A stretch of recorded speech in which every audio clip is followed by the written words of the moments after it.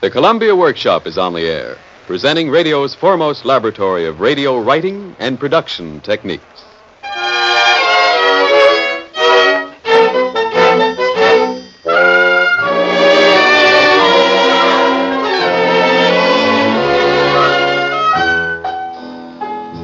For the fourth program in the new series of Columbia Workshops, we present Hard Luck Story, written by Henry Denker and Ralph Berkey.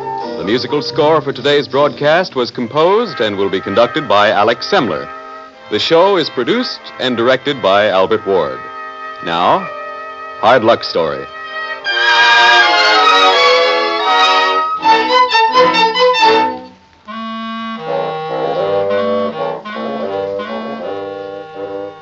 Look, I know it sounds screwy, but it happened. So help me, it did. I was there. I heard it. With my own ears, I heard it. Well, it was a nice sunny day. Not too cold, not too warm. You know, perfect weather. Well, I'm cruising through the park in my taxi cab. I ain't picked up a fare all morning, and it looks like I ain't gonna. So I parked the bus right there. What the heck? I'll save myself some gas and wear and tear on the tires. Besides, I got a sudden yen to be out on the green grass in the sunlight and fresh air. That's me, Shorty Williams, the nature lover. Well, finally, I find myself at the zoo. You know, at the big seal pond there.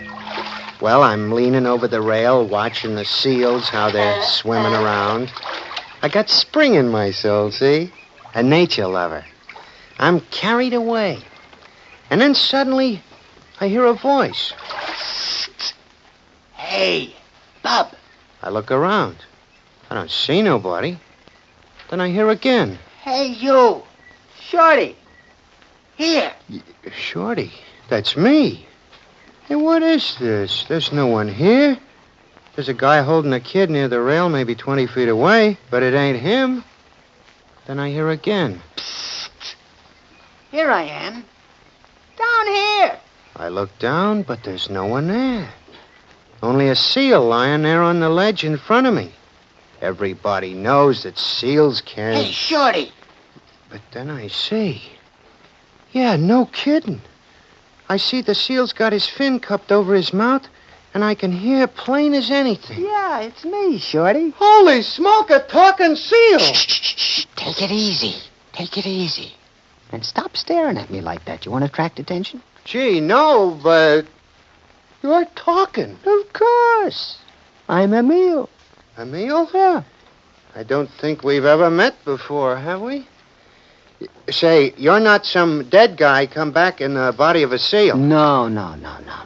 Nothing like that. I'm Emil. You must have caught my act. I once played the palace. The palace? You don't say. Only seal act ever to be held over for a second week at the palace. You mean to say you never even heard of me? No, can't say I have. I never went for those animal acts. Animal acts? Really? Don't be uncouth. I was an artiste. Hey, wait, don't disappear. I didn't mean nothing. Emil! Oh, I've hurt his feelings. Oh, there you are. What's the matter? Nothing at all. I'm sorry if I hurt your feelings. I didn't mean no offense. It's all right, forget it. I guess I am a little touchy. After all, featured billing, you know. 6 years on the Keith circuit. Is that so? Yeah. Gee. Ain't this sort of a come down? I beg your pardon. Well, I mean, after being a big shot, this swimming in a zoo, this ain't no aquacade, you know. Yeah, I know. But at least I have my memories. Say, how come a seal like you winds up in a joint like this? The usual reason. You mean? Yeah. Wouldn't you know it? It's a woman every time. What happened? I've got to leave now. What's the matter? Here comes the keeper. What about it? He's got a grudge against me, and if he sees me talking to visitors, I'll catch it. Come back tomorrow, will you? Hey, Emil! somebody you know out there, Bud? No, Keeper. I was just talking to... Well, you see, I was just talking to myself. I gotta be going.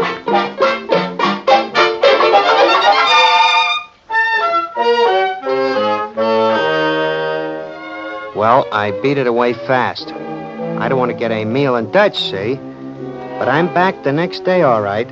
Bright and early, too. I ain't standing there 10 seconds when Emil comes flopping out of the water and squats down on the cement. Hi, Shorty. Hello, Emil. Say, I'm very anxious to talk to you. Yeah? Yeah. Well, here I am. Say, Shorty, yesterday I noticed the keeper spoke to you. Yeah? Yeah. Did you tell him anything about me? No, of course not. Why? Oh, nothing. I just didn't want you to tell him that I was telling you yesterday how I happened to be here. Well, it was 8 years ago that I signed up with Professor Beale. Professor Beale? Yeah, Professor Beale and his seals. The vaudeville act. Well, it was like this. We were in the office of a theatrical lawyer.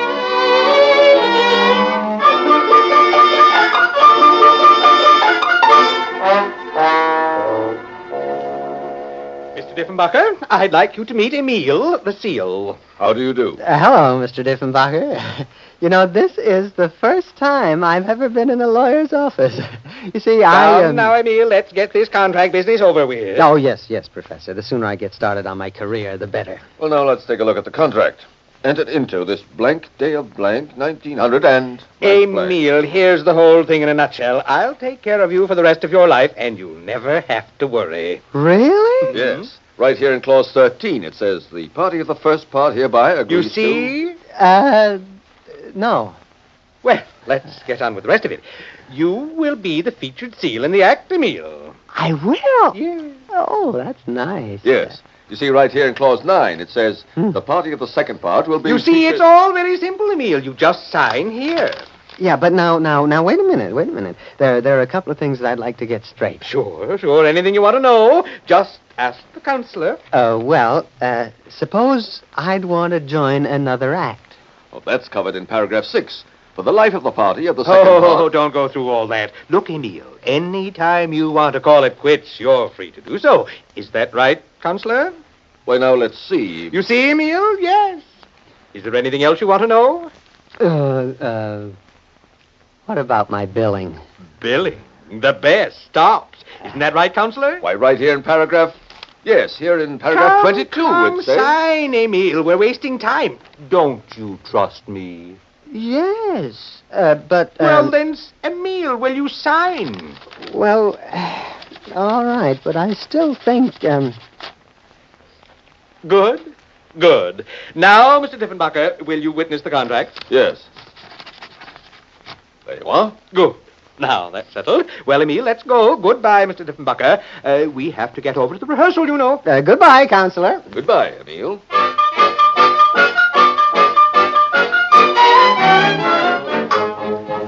Well, Shorty, that's the way it started. I, a young and innocent seal, was taken in by the professor. Well, for the first few years, everything seemed all right. And then, one day at rehearsal... All right, now we're going to rehearse this once more. Just once more. Music. That's right. 1, 2, 1, 2, 1. That's right. Stop the rehearsal. Oh, get them back into the tanks, Jim. You, Emil. Who, me? Yes, you. Come with me, Emil, to my dressing room. We are going to have a talk.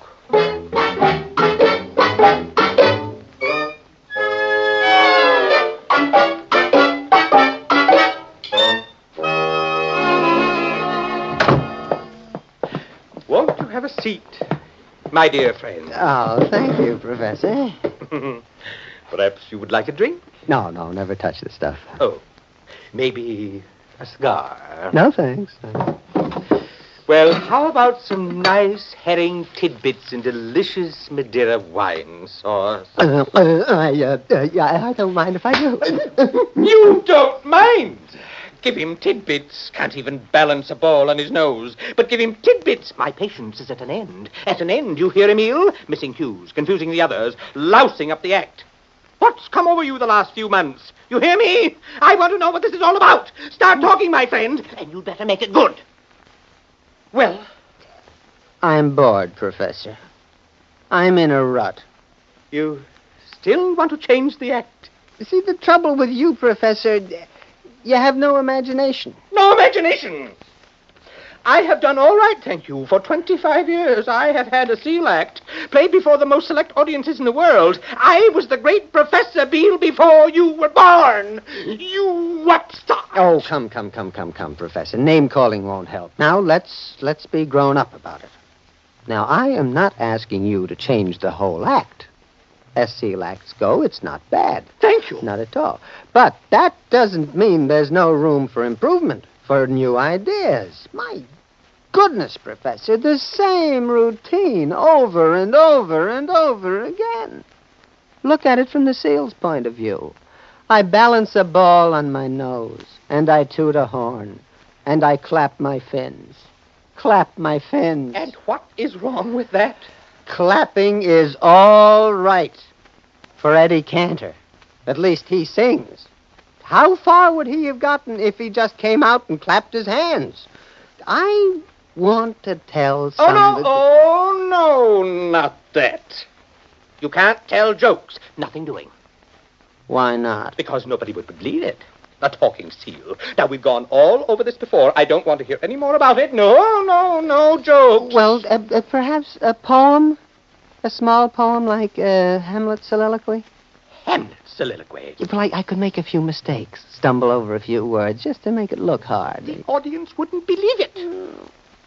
I tell you once and for all, the people will not go for a talking seal. Now, just forget the whole thing. I'm boss around here, and you're going to do just as you're told, or else. Or else? What do you mean, or else?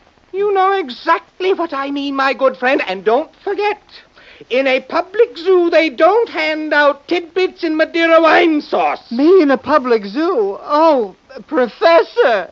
Not that!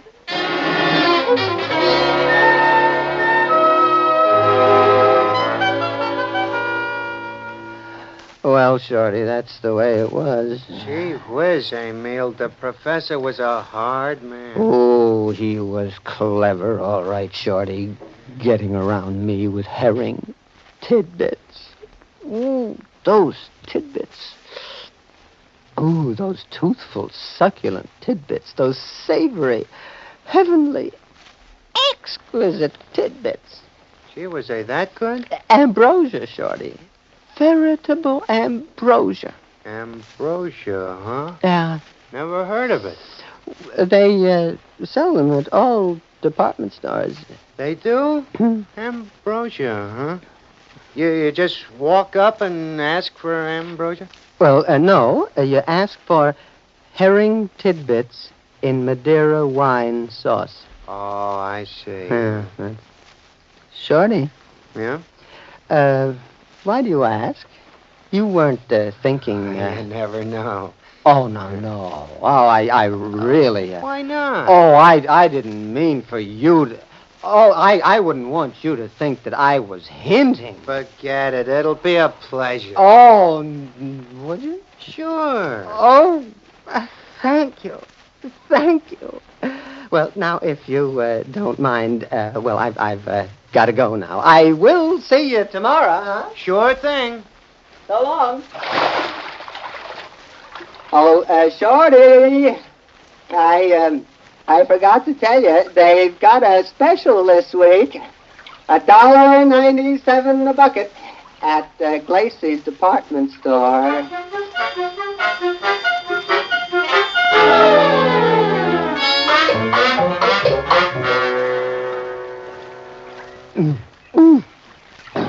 Oh, delicious.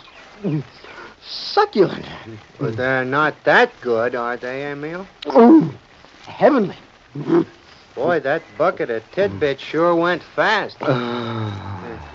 I'm sorry I was such a pig. Forgive me, Shorty. I couldn't help it. It's been so long. Forget it, fella. I know how it is. After all, what you went through. Huh? With Professor Beale, I mean. You used to tell me yesterday. What happened after? Oh, yeah, Professor Beale. Well, Yeah. You sure there isn't a little tiny tidbit left on the bottom? No, not a one.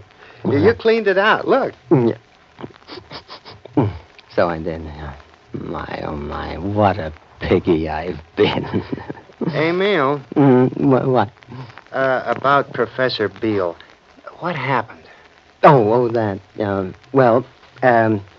He never did give in about letting me talk. Professional jealousy, that's all. That's show business for you. He wanted to do all the talking. But he finally did give me featured billing. It was now Professor Beale with Emile the Seal. Oh, I'd pull off a lot of funny stunts that you wouldn't expect from a seal. Funny stunts? Like what? Well, like one thing or another. I was a riot. But the real specialty was playing a complete musical selection on the horn. That was really something. But if only he would have let me recite, I'd have brought the house down. But no. He was jealous enough as it was, and conceited. I'll never forget the time we played a command performance in Europe. It was at the Emperor's court, and all the princes and dukes and diplomats were there.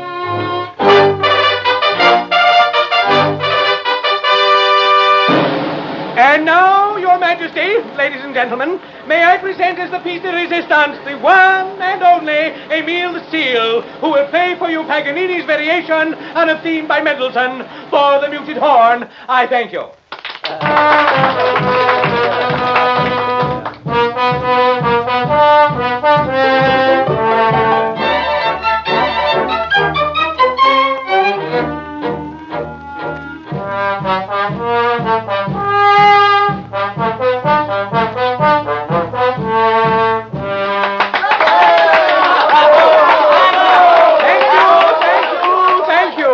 And now for an encore, you will hear Emile play Cole Porter's You're the Tops.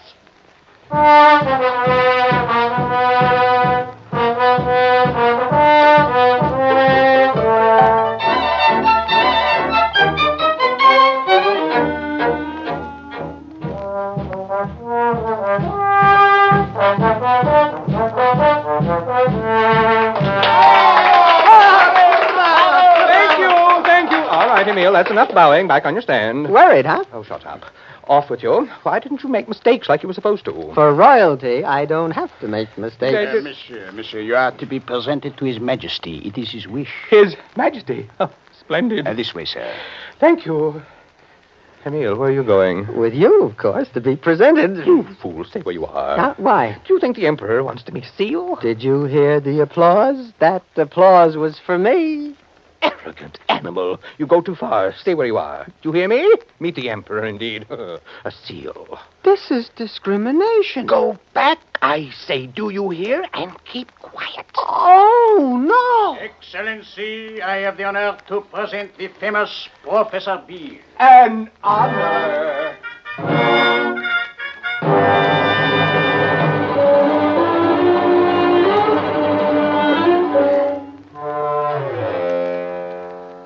I cried that night, Shorty. Oh, I'm not ashamed to admit it. That Professor Beale always hogging the limelight, and I could do nothing. Why not? The contract I signed. Well, so what? If I walk out, I'm through. Washed up with show business. Yeah? How come? Beale could slap an injunction on me. Then I'm finished, see? Can't appear in any theater again as long as I live. Is that constitutional? Yeah, I checked it. Habeas corpus, you know. Habeas corpus? Yeah. Oh, sure. Well, so what happened? The inevitable, Shorty. The inevitable. The inevitable? What's that, a new twist? Yeah. Well, it had to happen sooner or later, but the way it did. Ooh, he was cruel. Ooh, what a story. I think the keeper is coming. Tomorrow, huh, Shorty? So long. Hey, Emil! Emil! Hey, Emil, there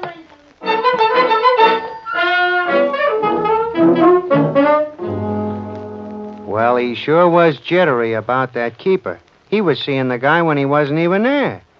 I waited around hoping Emil had come up again and finished the story. But he don't. So that meant another bucket of tidbits. It's already costing me plenty, but what the heck? Here was a seal that was used to the best things in life, and now he's come down to being just another seal in a zoo. And it must be tough on him.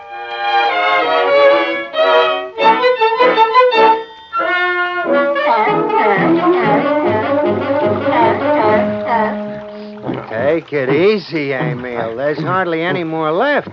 You'll get heartburn. Oh, no, Shorty. No. I could finish half a dozen buckets. You could, huh? Wonderful. Yeah. Well, what happened with you and the professor? Yeah. You mean the time we finally busted up? Yeah. Yeah.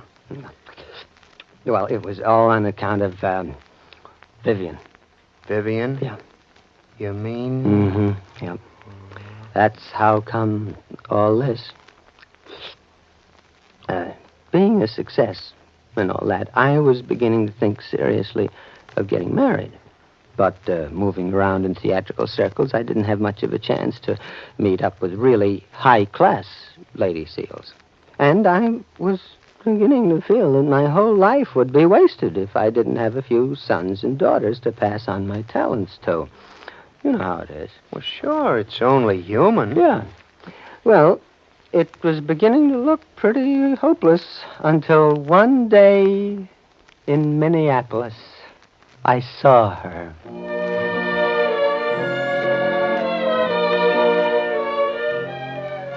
We were playing a split week there, and it was part of our publicity to make a public appearance at the zoo in each city where we played. Got us a lot of valuable space in the papers. And it was there that I met Vivian. What's the use of talking, Shorty? It was love at first sight. Well, back at the theater that night, the professor was saying... What? What is that? Professor, all I'm asking is that we lay over the rest of the week here. Yeah, but, what's the matter with you, Emil? Are you crazy? We are booked here for only 3 days. So what? So we'll enjoy Minneapolis. Not a chance. We're leaving town after the show. Well, would it be such a sacrifice, Professor? We've made plenty of money already, and besides, I could use a rest. A rest? Yeah. Come, get ready. We go on soon. What's the matter with you? Can't you see? What? I'm in love, Professor. You're in love? What? Oh, love! What do you know about love? Nothing, except that I'm in love. That's ridiculous. What did Tristan and Isolde, Romeo and Juliet know about love? Nothing, except that they love. Oh, stop it. Oh, if only you had seen her, Professor, you'd understand. Oh, such beauty. How gracefully she swam around. A vision of sheer loveliness. Oh, that was something to see. And her coat, so black and sleek and soft. Oh, it didn't take you long to get acquainted. Professor, please, don't be crude. This is love. I've heard enough of this love nonsense. We will not stay in this city an hour longer than is necessary. That is final. Well, then, let her join the act. I have enough seals already without more expenses. You won't lose a dime. You can pay her out of my salary. Nothing doing. I want no lovebirds around. And that is positively final. Oh, well, at least let me see her at the zoo once more after this performance. No, sir. Positively. No.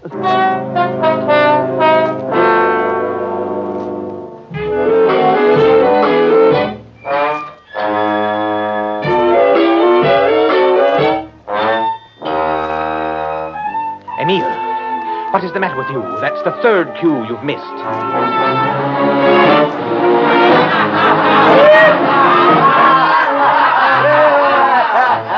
Stay where you are, Emile. What's the matter with you? You're mixing the others up.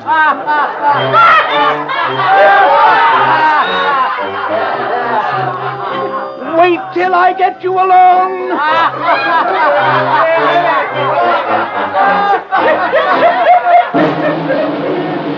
And now, ladies and gentlemen, the one and only Emile the Seal will play Beethoven's Emperor Concerto on the horn. I thank you.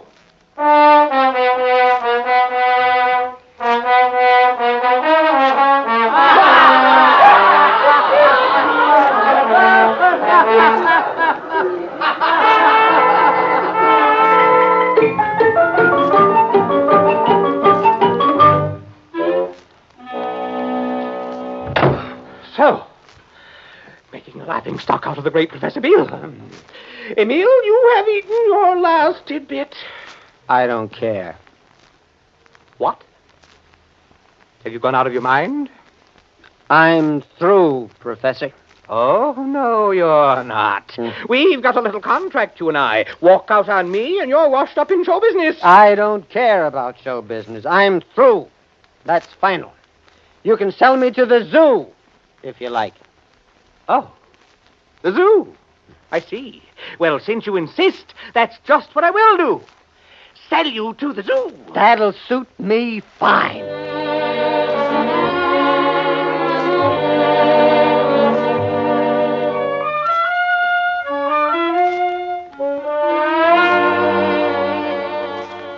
And here was deviltry for you, Shorty. The last refinement in cruelty. Boy, that professor sure was a mean one, all right, Emile. Yeah.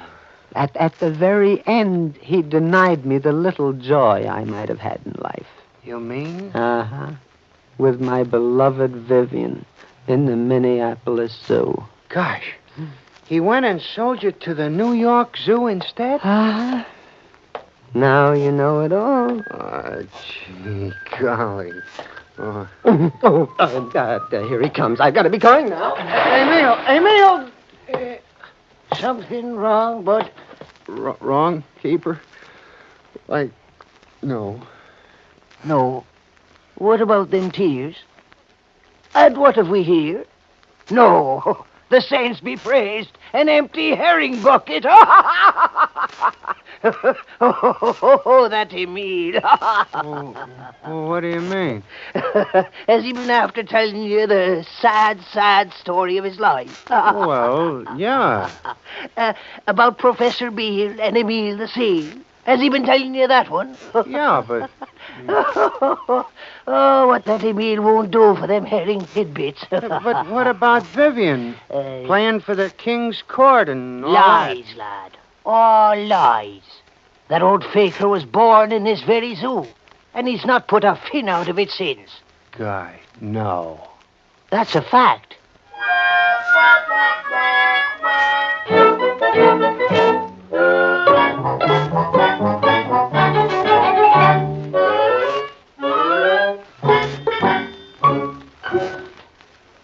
You have just heard Hard Luck Story by Henry Denker and Ralph Berkey. The original musical score was composed and conducted by Alex Semler. In the dramatic cast today were John Gibson, Charles Webster, Ted Osborne, Ralph Bell, and Robert Dryden. Hard Luck Story was produced and directed for the Columbia Workshop by Albert Ward. This is CBS, the Columbia Broadcasting System.